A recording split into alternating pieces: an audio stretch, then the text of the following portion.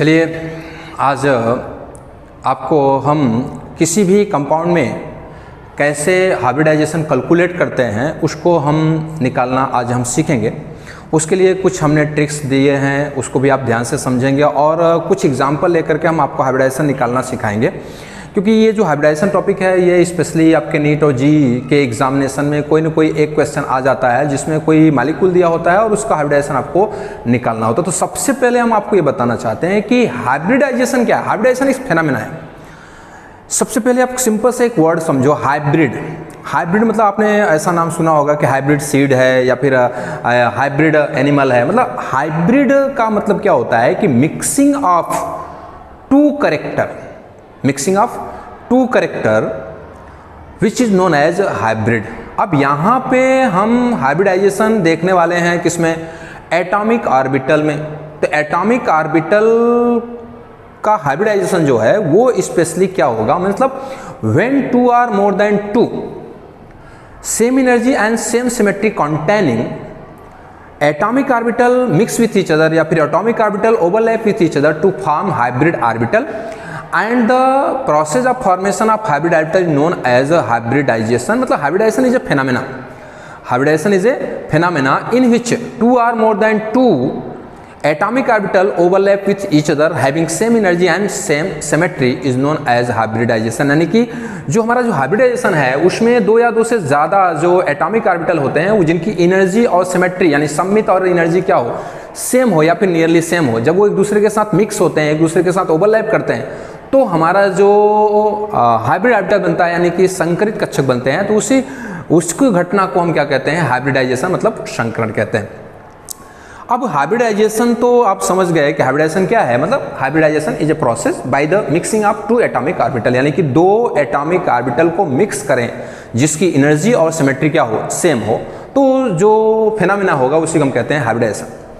अब एक सवाल यहाँ पर है कि हाइब्रिडाइजेशन जो स्पेशली होता है वो कभी भी आयनिक बॉन्ड के लिए हाइब्रिडाइजेशन नहीं होता है, क्योंकि आयनिक बॉन्ड में मिक्सिंग नहीं होता है, यानी एटॉमिक ऑर्बिटल की मिक्सिंग नहीं होता, बल्कि एक एटम इलेक्ट्रॉन लॉस कर देता है और दूसरा एटम इलेक्ट्रॉन गेन कर लेता है, जिसकी वजह से वहाँ पर एटॉमिक ऑर्बिटल की मिक्सिंग नहीं होती है। एटॉमिक ऑर्बिटल की मिक्सिंग तब होती है जब आपका कोवैलेंट बॉन्ड बनता है या फिर कोऑर्डिनेट कोवैलेंट बॉन्ड बनता है। यानी जब कोऑर्डिनेट कोवैलेंट बॉन्ड बनता है या फिर कोवैलेंट बॉन्ड बनता है तो एटॉमिक ऑर्बिटल एक दूसरे के साथ क्या करते हैं, मिक्स करते हैं, तभी आपका हाइब्रिडाइजेशन पॉसिबल है।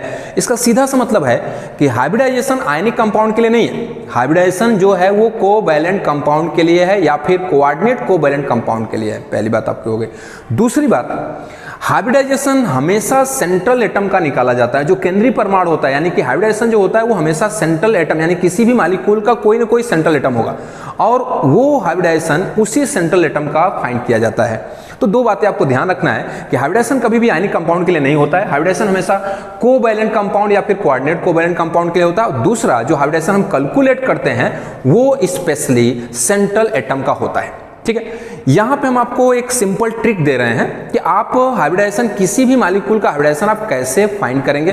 फिलहाल यहाँ सामने हम आपको दो ट्रिक दे रहे हैं, इसके अलावा एक और भी आपको ट्रिक देंगे, लेकिन पहले हमको ये समझना है कि हाइब्रिडाइजेशन क्या है वो आप समझ चुके हैं। अब यहाँ पे मिक्सिंग हम करते हैं। जैसे सपोज दैट हाइब्रिडाइजेशन में स्पेशली हम क्या देखते हैं, सबसे पहले मान लीजिए हमने लिख दिया है S और P। इसका मतलब क्या हो गया कि यहाँ पे S और P ऑर्बिटल की क्या हो रही है, मिक्सिंग हो रही है। तो S और P ऑर्बिटल की मिक्सिंग हो रही है तो इसको हम कहते हैं sp हाइब्रिडाइजेशन। दूसरा, यहाँ पे तीन ऑर्बिटल की मिक्सिंग हो रही है, एक s ऑर्बिटल है और दो p ऑर्बिटल मिक्स कर रहे हैं तो इसको हम कहते हैं sp2 हाइब्रिडाइजेशन। तीसरा आपका है जो sp3, मतलब यहाँ पे चार हाइब्रिड ऑर्बिटल बन रहे हैं। चार हाइब्रिड ऑर्बिटल मतलब एक s है और तीन p हैं। उसके बाद फिर आता है आपका sp3d। अब यहाँ पे कितना मिक्सिंग हो रहा है, यहाँ पे मिक्सिंग हो रहा है 5 ऑर्बिटल की, एक s ऑर्बिटल, 3 p ऑर्बिटल और एक d ऑर्बिटल मिक्स हो रहे हैं। नेक्स्ट आपका होता है sp3d2 और नेक्स्ट होता है sp3d3। मतलब कुल मिलाकर के कम से कम दो एटॉमिक ऑर्बिटल मिक्स होंगे या फिर दो तीन, यानी कि एक एटॉमिक ऑर्बिटल मिक्स नहीं होता। अब दो एटॉमिक ऑर्बिटल जब मिक्स होंगे जिनकी एनर्जी और सिमेट्री सेम हो तो ही आपका हाइब्रिडाइजेशन होगा। तो सबसे लोवेस्ट जो हाइब्रिडाइजेशन होता है वो होता है sp, दूसरा हो जाता है sp2, तीसरा हो जाता है sp3 और चौथा हो जाता है sp3d और यहाँ पे हो जाएगा sp3d2 और यहाँ पे हो जाएगा sp3d3। अब यहाँ पे कितने हाइब्रिड ऑर्बिटल हुए हैं? 2, यहाँ पे कितना हुआ है? 3, यहाँ पे कितने हैं? 4, यहाँ पे कितने हैं? 5 और यहाँ पे आपका है 6 और यहाँ पे हो गया आपका 7। अब आप सोच रहे होंगे कि 2 3 4 5 6 7 कैसे आया? वो आप देख सकते हैं, यस का एक एटॉमिक ऑर्बिटल और पी का एक, तो टोटल जोड़ेंगे कितना हो जाएगा? 2। यहाँ पे यस का एक और पी के कितने एटॉमिक ऑर्बिटल हैं? 2, तो यहाँ पे कितना हो गया आपका? 3। यहाँ पे यस का एक है, पी का 3 हो गया, यानी 1 + 3 मतलब कितना हो गया आपका? 4। यहाँ पे यस का एक है, पी के 3 है और डी का भी 1 है, तो कितना हो गया आपका? 5। इसके साथ साथ 1 + 3 + 2 तो कितना हो गया आपका? 6 और यहाँ पे है 1 + 3 + 3 मतलब यहाँ पे कितना हो गया आपका? 7। यानी कुल मिलाकर के हम ये सारे थोड़े से एग्जाम्पल हम आपको इसको एक्सप्लेन करेंगे। सबसे पहले हम आपको ऐसा हाइब्रिडाइजेशन का फार्मूला दे रहे हैं, ऐसा ट्रिक दे रहे हैं ताकि आप मोनोवैलेंट मतलब सिंगल बॉन्ड से जो भी एटम कंबाइन होगा, कोवैलेंट बॉन्ड के थ्रू कंबाइन होगा, उसका हाइब्रिडाइजेशन हम कैसे निकालेंगे। जैसे सपोज दैट यहाँ पे मैंने लिया है हाइब्रिडाइजेशन H = 1/2, ठीक है। फिर यहाँ पे ब्रैकेट हमने लगाया VE, फिर उसके बाद में MA, फिर A + A, फिर -C। अब करना क्या है कि सबसे पहले आप जिस भी सेंट्रल एटम का आप हाइब्रिडेशन निकालना चाह रहे हैं, उस सेंट्रल एटम के बैलेंस इलेक्ट्रॉन को आपको देना है। VE = मीन्स मतलब बैलेंस इलेक्ट्रॉन, MA मतलब number of monovalent atom, MA मतलब नंबर ऑफ मोनोवैलेंट एटम हो जाएगा। फिर उसके बाद में A मतलब हो गया आपका एनायन मतलब निगेटिव चार्ज, तो निगेटिव चार्ज को आपको ऐड करना है, और C मतलब कैटायन यानी कि पॉजिटिव चार्ज को आपको क्या कर देना है? माइनस कर देना है, ठीक है। उसके बाद उसका क्या ले लेना है? हाफ लेने के बाद में फिर आप उसका इजिली हाइब्रिडाइजेशन निकाल सकते हैं, ठीक है। आइए एक एग्जांपल लेते हैं। जैसे सपोज दैट हमारे पास है H2O में जो सेंट्रल एटम है वो क्या है? ऑक्सीजन है। अब इसका हाइब्रिडाइजेशन निकालना है तो हम यहाँ लिखते हैं हाइब्रिडाइजेशन ऑफ H2O, तो H = 1/2 कर लेते हैं। अब आपको पता है इसका जो सेंट्रल एटम है वो ऑक्सीजन है। अब ऑक्सीजन का बैलेंस इलेक्ट्रॉन कितना होता है? 6 प्लस।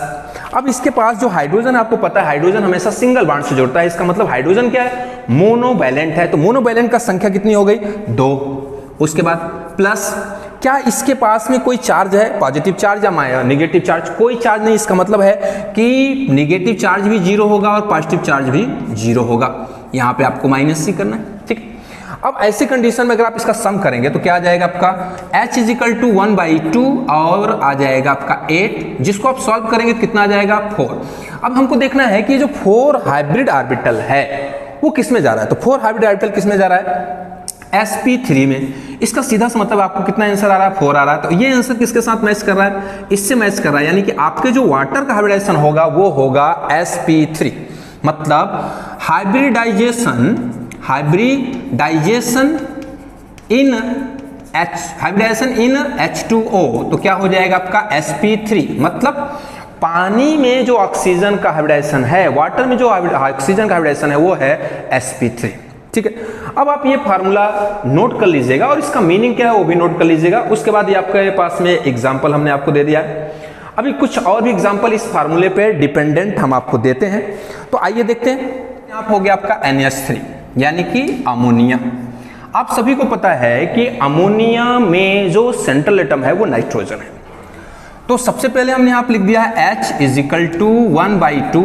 अब आप देखिए कि नाइट्रोजन का बैलेंस इलेक्ट्रॉन कितना है? सबको पता है, यहाँ पे हो गया 5 प्लस। हाइड्रोजन मोनोवैलेंट एटम है तो कितना हुआ यहाँ पर? ये हो गया आपका 3।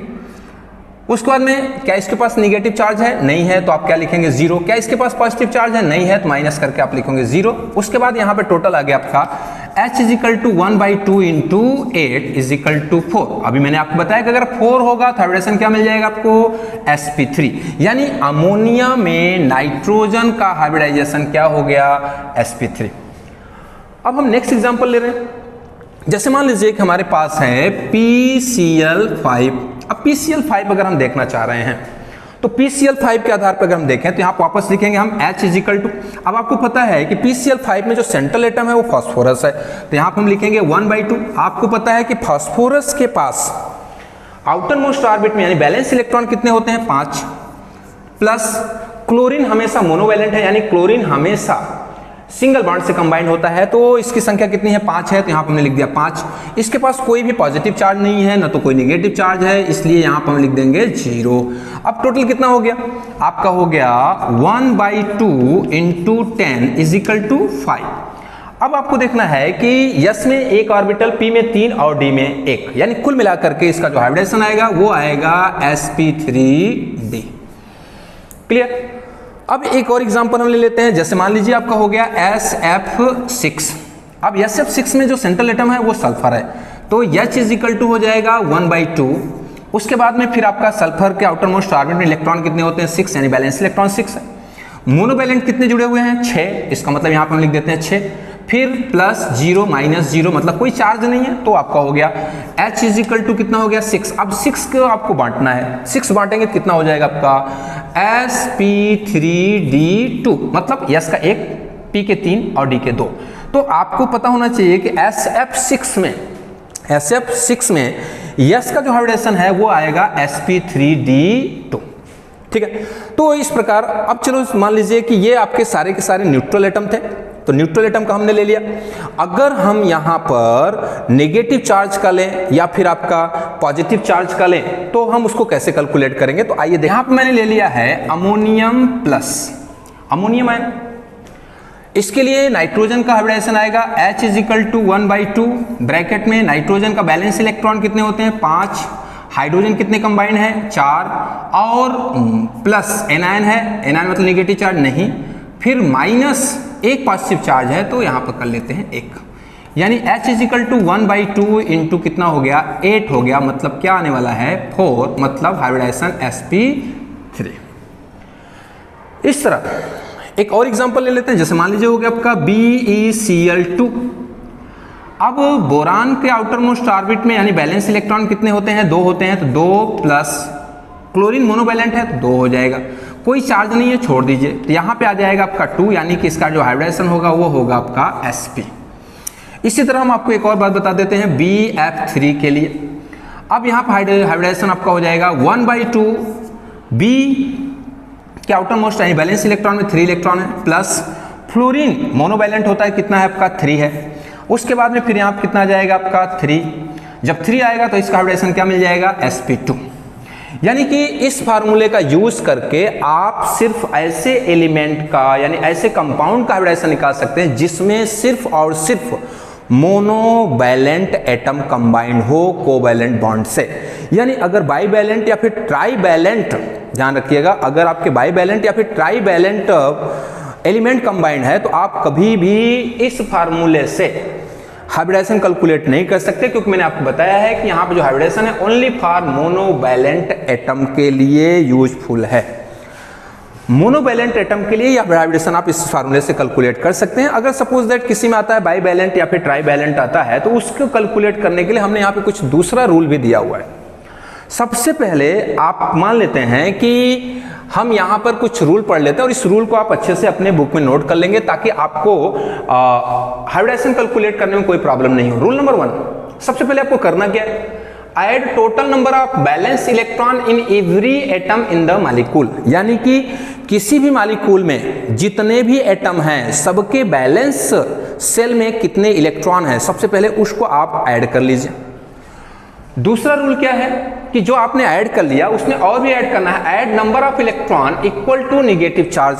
यानी अगर मान लीजिए कोई नेगेटिव चार्ज वाला है तो नेगेटिव चार्ज वाला अगर है तो उसके लिए आपको नेगेटिव चार्ज के इक्वल में इलेक्ट्रॉन क्या कर लेना है, ऐड कर लेना है। और अगर मान लेते हैं कि उसके पास कोई पॉजिटिव चार्ज है तो पॉजिटिव चार्ज के इक्वल में इलेक्ट्रॉन को घटा देना यानी कि सबस्ट्रैक्ट कर देना। मतलब मान लीजिए कि आपके पास कोई भी मॉलिक्यूल या फिर कोई भी आयन है तो उस आयन में सबसे पहले जितने एटम हैं उस एटम के बैलेंस सेल के इलेक्ट्रॉन को आप ऐड कर लीजिए। उसके बाद में नेगेटिव चार्ज है तो नेगेटिव चार्ज के इक्वल में इलेक्ट्रॉन को ऐड करना है, अगर पॉजिटिव चार्ज है तो पॉजिटिव चार्ज के इक्वल में इलेक्ट्रॉन क्या कर देना है, माइनस कर देना है। अब आपके पास कोई ना कोई रिजल्ट मिलेगा। अब वो जो रिजल्ट मिल रहा है उसको मिलाइए। If total sum of electron is greater than 2 or equal greater than 2 or less than 8 or equal to 8, यानी कि 2 से बड़ा हो या फिर 8 से छोटा या फिर 8 के बराबर हो, तब अगर आपको ऐसा रिजल्ट मिलता है, मतलब ऐसा रिजल्ट मिलता है कि जो आपने ऐड किया सब्सट्रैक्ट किया, जो भी आपने किया है, तो उससे जो इलेक्ट्रॉन हमको मिल रहा है उस इलेक्ट्रॉन की जो संख्या है वो 2 से ज्यादा या फिर 8 से कम हो या फिर 8 के बराबर हो। तो ऐसे कंडीशन में उसको हम डिवाइड करेंगे, कितने से डिवाइड करेंगे, divided by 2 and find the quotient and remainder. मतलब अगर आपका जो सम है, जो आपका जोड़ है, वो 2 से ज्यादा आता है या फिर 8 से कम आता है या फिर 8 के बराबर आता है, तो उसको आपको 2 से डिवाइड करना है। 2 से डिवाइड करेंगे अगर आप, तो 2 से डिवाइड करने के बाद आपको मिलेगा भागफल मतलब क्वोशिएंट, और शेषफल मतलब रिमाइंडर।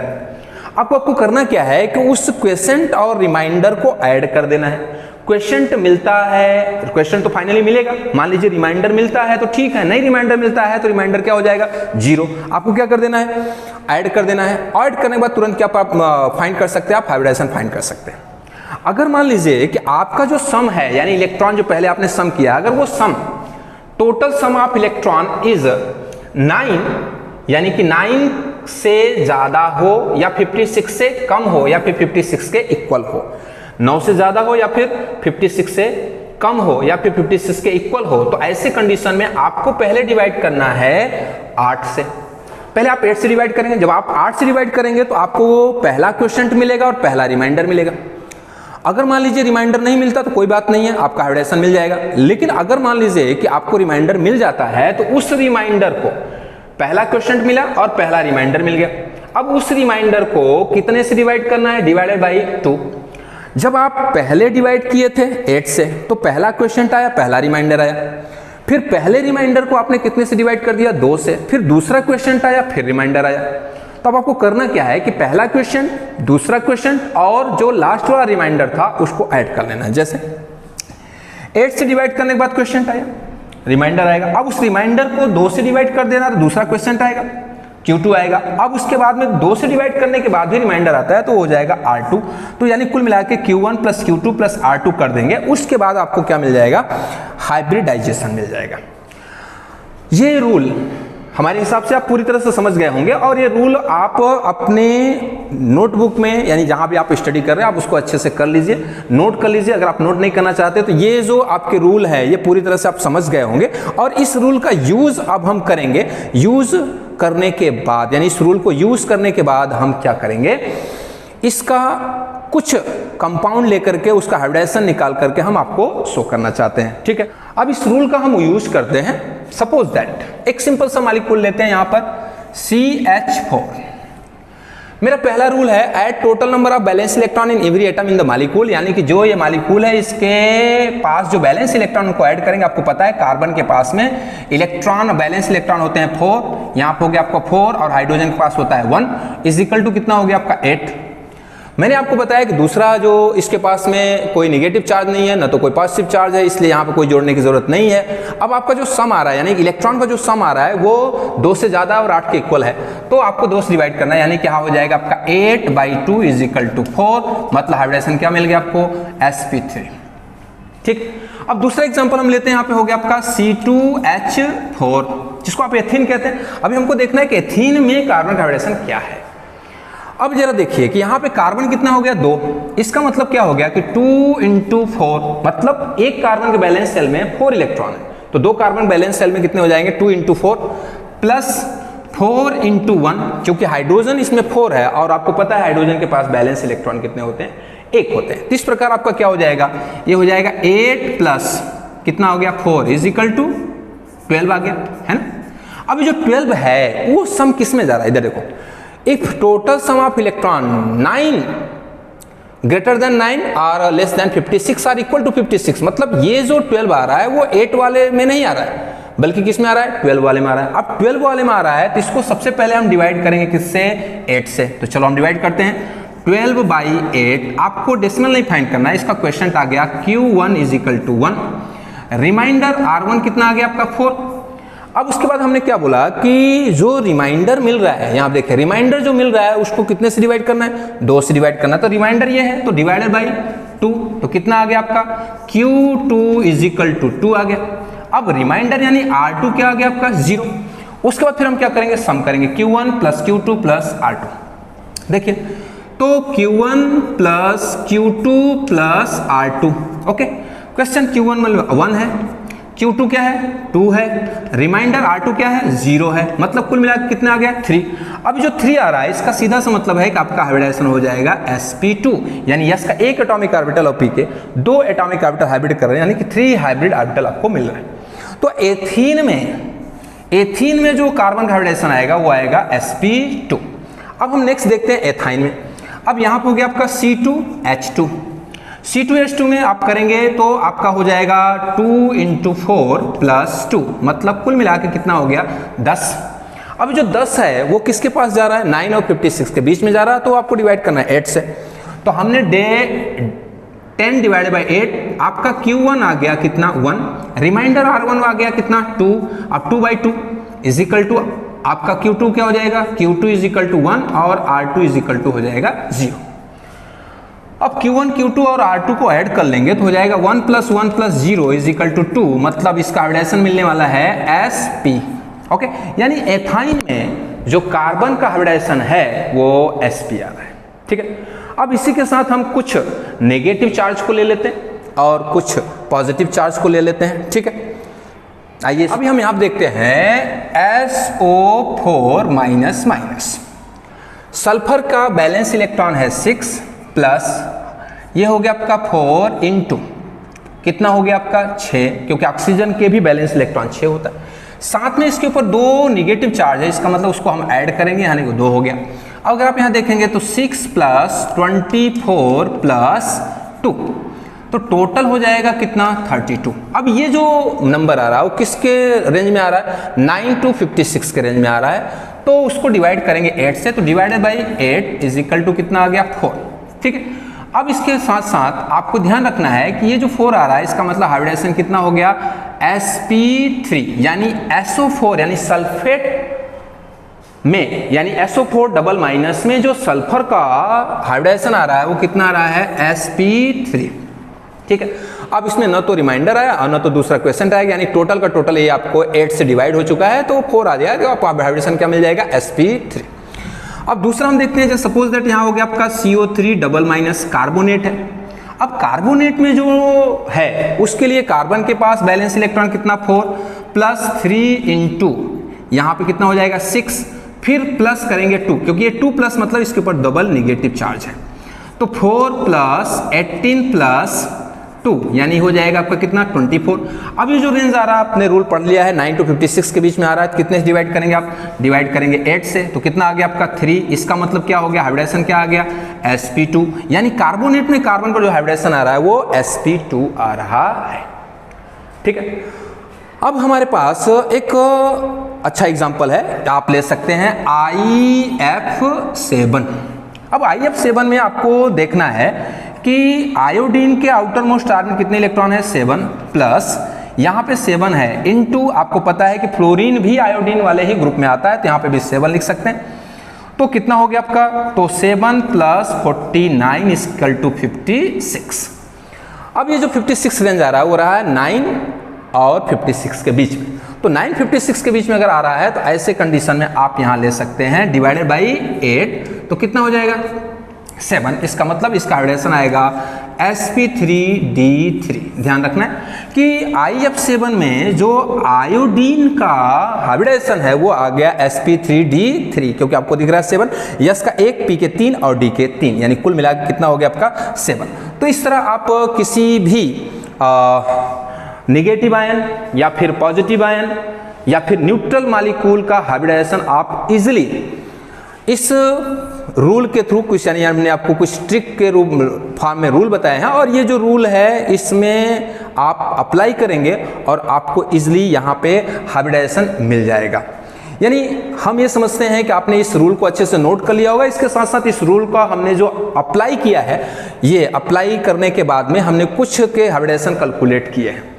एक बात आपको ध्यान रखना है कि ऑर्गेनिक केमिस्ट्री में कार्बन का हाइब्रिडेशन निकालने के लिए आता है बहुत सारा, लेकिन कुछ ऐसे ऑर्गेनिक केमिस्ट्री होते हैं यानी ऑर्गेनिक कंपाउंड होते हैं जिसमें थोड़ा सा कॉम्प्लिकेटेड होता है। जैसे मान लीजिए उसमें सिंगल बॉन्ड भी है, डबल बॉन्ड भी है, ट्रिपल बॉन्ड भी है, तो हर एक कार्बन यानी कार्बन जिस कार्बन के पास ट्रिपल बॉन्ड है, जिस कार्बन के पास डबल बॉन्ड है या जिस कार्बन के पास सिंगल बॉन्ड है, उस ऑर्गेनिक कंपाउंड में वो कार्बन का हाइब्रिडाइजेशन क्या हो जाता है, अलग अलग होता है। तो ऐसे कंडीशन में आप इसके पहले वाला फार्मूला या फिर इस रूल को अप्लाई करके कैलकुलेट नहीं कर सकते।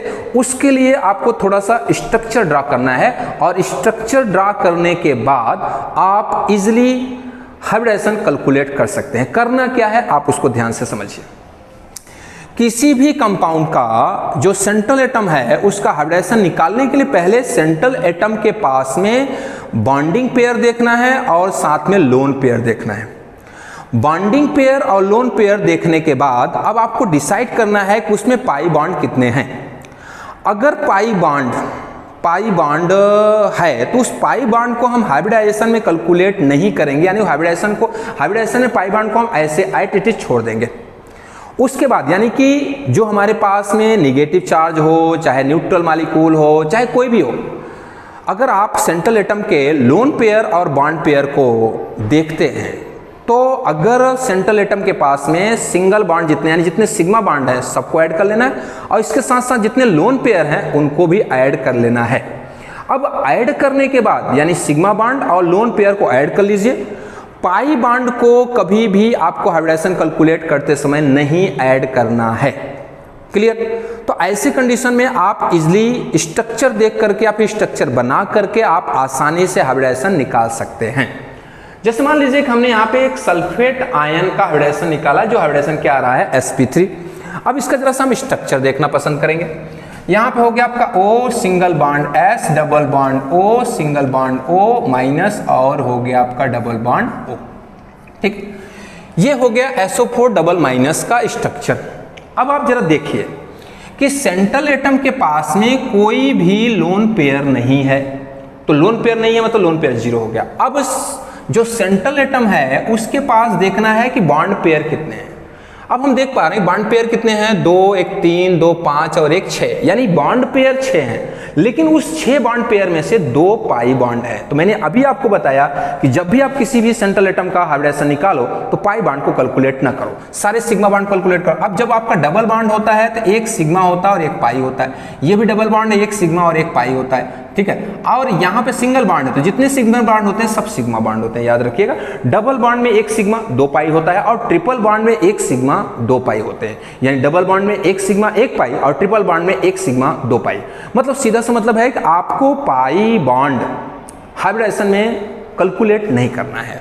तो हमने क्या किया कि सिग्मा बॉन्ड को देख लिया, तो सिग्मा बॉन्ड 1 2 3 4 सिग्मा बॉन्ड है। इसका मतलब इसका हाइब्रिडाइजेशन कितना आएगा, sp3, जो आप देख पा रहे हैं यहाँ पे आपने बताया। ठीक है, अब जरा सा ये कार्बोनेट के पास आते हैं। तो कार्बोनेट के पास आते हैं तो C double bond O minus और O माइनस। ध्यान से देखिए यहाँ पे टोटल बॉन्ड पेयर कितने हैं, 4, लेकिन उस बॉन्ड पेयर में एक बॉन्ड पाई बॉन्ड है, जिसको हमने आपको बताया कि कैलकुलेट नहीं करना है। हमेशा ध्यान रखना है सिंगल बॉन्ड हो तो सिग्मा बॉन्ड होगा, डबल बॉन्ड है तो एक सिग्मा 1 पाई होगा, ट्रिपल बॉन्ड है तो एक सिग्मा 2 पाई होगा, याद रखेंगे। तो अब यहाँ पे हम पाई बॉन्ड को नहीं लेंगे तो सिग्मा बॉन्ड को लेंगे। तो 1 2 3 टोटल सिग्मा बॉन्ड कितने आ गए, 3। अब 3 अगर सिग्मा बॉन्ड आ रहे हैं तो हाइब्रिडेशन क्या मिल जाएगा आपको, sp2। ठीक है, अब आइए देखते हैं कि कुछ जिनके पास लोन पेयर इलेक्ट्रॉन हो उनको हम हाइब्रिडेशन कैसे कैलकुलेट कर सकते हैं। ठीक है, देखिए हमारे पास है अमोनिया NH3। आपको पता है कि नाइट्रोजन के पास टोटल इलेक्ट्रॉन 5 होते हैं। ये हो गया आपका लोन पेयर और ये हो गया बॉन्ड पेयर। तो आप दोनों को जोड़ना है, लोन पेयर और बॉन्ड पेयर दोनों को जोड़ना है, लेकिन पाई बॉन्ड को नहीं जोड़ना है। तो यहाँ पाई बॉन्ड तो है नहीं ऑलरेडी। तो लोन पेयर कितना है 1, बॉन्ड पेयर कितने हैं 3, तो टोटल हो गया आपका 4। हाइब्रिडेशन कितना मिल गया, sp3। ठीक है, आइए हम बात करते हैं यहाँ पर CH H CH H और H, ये हो गया आपका C2H6। अब इस कार्बन का अगर आप देखें तो इस कार्बन के पास टोटल सिग्मा बॉन्ड कितने हैं, 4 हैं। इस कार्बन के पास भी टोटल सिग्मा बॉन्ड कितने हैं, 4 हैं। अब आप सोचोगे कि 4 सिग्मा बॉन्ड, इसके पास 4 सिग्मा बॉन्ड, इसके पास टोटल सिग्मा बॉन्ड होगा 8, जबकि सिग्मा बॉन्ड टोटल है 7। लेकिन आपको बता दें कि ये कोवैलेंट बॉन्ड है और इस सिग्मा बॉन्ड पे इसका भी राइट होगा, इसका यानी दोनों का अधिकार होगा। तो ऐसे कंडीशन में इस सिग्मा बॉन्ड को इस फॉर्म इसके में भी लेना है और इसमें भी लेना है। ठीक है, तो इसके पास 4 सिग्मा बॉन्ड, इसके पास भी 4 सिग्मा बॉन्ड, तो इस कार्बन का जो हाइब्रिडाइजेशन आएगा वो भी sp3 आ जाएगा और इस कार्बन का हाइब्रिडाइजेशन भी क्या आ जाएगा, sp3। आइए पानी के पास चलते हैं। पानी का जो सेंट्रल एटम है वो ऑक्सीजन है, यहाँ पे हो गया आपका हाइड्रोजन, यहाँ पे हो गया आपका हाइड्रोजन। इसके साथ साथ आपको पता है कि ऑक्सीजन के आउटर मोस्ट स्टार में कितने इलेक्ट्रॉन होते हैं, 6, जिसमें से 2 बॉन्ड पेयर में है और बाकी 2 लोन पेयर में है, यानी कुल मिलाकर के बॉन्ड पेयर कितने हैं, 2, लोन पेयर कितने हैं, वो भी 2 हैं। तो इस तरह आप कर सकते हैं 4 और इसका हाइब्रिडाइजेशन क्या आ जाएगा, sp3। ठीक है, तो ये कुछ आपको आइडिया बता रहे हैं कि आप स्ट्रक्चर को भी देख करके आप इजीली बॉन्ड पेयर और लोन पेयर को जोड़ लेंगे, लेकिन सिग्मा बॉन्ड पेयर को जोड़ना है, बॉन्ड पेयर और लोन पेयर को जोड़ लेंगे, पाई बॉन्ड पेयर को आपको कैलकुलेट नहीं करना है। ठीक, अब हमारे पास एक अच्छा सा एग्जांपल हम आपको देना चाहते हैं। जैसे मान लीजिए कि आपके पास कोई ऐसा ऑर्गेनिक कंपाउंड है जिसमें इवरी कार्बन का जो सिग्मा बॉन्ड और पाई बॉन्ड है वो चेंज है। तो आपको मैंने बताया कि जैसे जैसे सिग्मा और पाई बॉन्ड चेंज होते जाएंगे वैसे वैसे उसका हाइब्रिडाइजेशन भी चेंज हो जाएगा। तो उसको आप स्ट्रक्चर से ही देख के बता सकते हैं, ये फार्मूले वगैरह उस पर अप्लाई नहीं होंगे क्योंकि ये फार्मूले कोई एक पार्टिकुलर नंबर देते हैं। जबकि अगर एक से ज़्यादा सेंट्रल हो जाता है, यानी एक से ज़्यादा सेंट्रल एटम हो जाते हैं, तो उसका हाइब्रिडाइजेशन अलग अलग के लिए अलग अलग हो सकता है। इसलिए आप स्ट्रक्चर ड्रा करके बॉन्ड पेयर और लोन पेयर को ऐड करेंगे, लेकिन पाई बॉन्ड को ऐड नहीं करेंगे और आप आसानी से हाइब्रिडाइजेशन निकाल सकते हैं। ठीक, आइए देखते हैं। यहाँ पे आप देख पा रहे हैं कि यहाँ पे कार्बन 1 2 3 4 5 कार्बन है, हाइड्रोजन इतने मतलब 3 to 5 और वो 6 है। ठीक है, अब हमको ये देखना है कि यहाँ पर जो सेंट्रल एटम है वो 5 कार्बन है, तो पांचों कार्बन का हाइब्रिडाइजेशन क्या क्या मिलेगा। तो मैंने आपको जो सिंपल से भी बताया है कि आप सिग्मा बॉन्ड को कैलकुलेट कर लीजिए। आपको पता है ये जो सिंगल बॉन्ड है सिग्मा बॉन्ड होगा, ट्रिपल बॉन्ड में 1 सिग्मा हो जाएगा और 2 हो जाएंगे पाई। फिर इसके पास क्या है, ये सिग्मा बॉन्ड है और एक सिग्मा बॉन्ड यहाँ पे है, यानी इसके पास 2 सिग्मा बॉन्ड है, इसके पास भी 2 सिग्मा बॉन्ड है, इसके पास में 3 सिग्मा बॉन्ड है। जैसे एक सिग्मा यहाँ पे सिग्मा बॉन्ड हो गया, सिग्मा बॉन्ड हो गया, ये सिग्मा बॉन्ड हो गया, यानी इस कार्बन के पास में, अब आप देखते चलिए, इस कार्बन के पास 2 सिग्मा बॉन्ड है, इस कार्बन के पास भी 2 सिग्मा बॉन्ड है, इस कार्बन के पास में 3 सिग्मा बॉन्ड है, इस कार्बन के पास भी 3 सिग्मा बॉन्ड है। ठीक है, और इस कार्बन के पास में टोटल सिग्मा बॉन्ड कितने हैं, 4 सिग्मा बॉन्ड है। ओके, अब आप ध्यान से देख लीजिए, सिंपल सा आपको सिग्मा बॉन्ड मिल चुका है, इसके पास लोन पेयर इलेक्ट्रॉन है नहीं, इसलिए आप इस कार्बन का हाइब्रिडाइजेशन मिल जाएगा sp, इस कार्बन हाइब्रिडाइजेशन मिल जाएगा sp, इन दोनों कार्बन का हाइब्रिडाइजेशन मिल जाएगा sp2 और sp2, और इसका मिल जाएगा आपको sp3। इस तरह आप किसी भी कॉम्प्लेक्स कंपाउंड का स्ट्रक्चर देख करके आप उसका हाइब्रिडाइजेशन कैलकुलेट कर सकते हैं। मैं समझता हूं कि आज हमने जो हाइब्रिडाइजेशन निकालने के लिए जो हमने आपको ट्रिक दिया है वो आपको पसंद आया होगा। अगर आपको पसंद आया है तो आप कमेंट्स बॉक्स में लिख दीजिए, और इसके साथ साथ आप ये जो आपका हाइब्रिडाइजेशन टॉपिक है ये आपको अच्छे से समझ में आया है, इसके लिए भी आप कमेंट बॉक्स में ओके लिख करके भेजिएगा। ठीक है, और अगर आपको कोई क्वेरी हो तो भी आप कमेंट्स बॉक्स में लिख करके हमको उस क्वेरी को भेज सकते हैं। आज का वीडियो बस यहीं पे ख़त्म करते हैं। हमारा वीडियो देखने के लिए आपको बहुत बहुत धन्यवाद। Thank you.